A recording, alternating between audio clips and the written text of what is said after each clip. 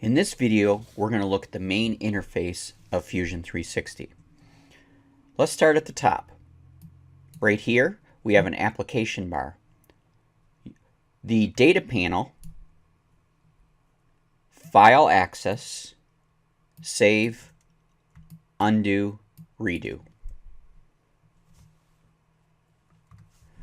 As we move down, you'll see that we have our toolbar, which you can access the commands to create objects from left to right. And that involves creating primitive objects, sculpted objects, modifying them, assembling, sketching, construction planes, inspect, inserting images, and selection options. Up here, we have our profile name, where you can access preferences and your Autodesk profile. And here is where we have access to the help. And you access help, forums, and tutorials. What's new?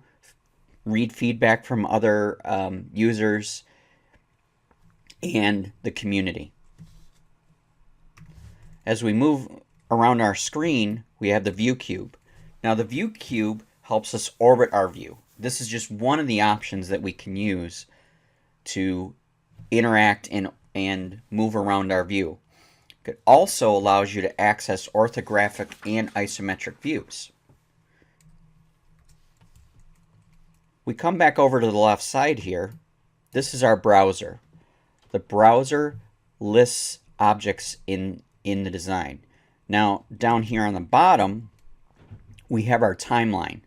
Now, the timeline lists the operations that we've performed. That could be creating a sketch. It could be trimming something. This is on when you're creating parametric models. As we move around here to the right, we have our navigation bar and display settings. The navigation bar contains commands to help you navigate your view. The display settings control the display of the design in the canvas, and we'll look at different examples of this. Now, if I right mouse button, these are our marking menus. These are another method to access commands. Using right click, I can access the commands. Now, if I'm a different mode, like if I create a form, you will notice when I right click that the tools in the marking menu are specific to creating a sculpted object. Now, the last thing I want to call your attention to is this right here. This is our workspace. And the workspace, if you click, we have model, patch, and render. And these are the different workspaces that we currently have in Fusion 360. And we'll go through how you'll use each one of these spaces as we create the F1 helmet.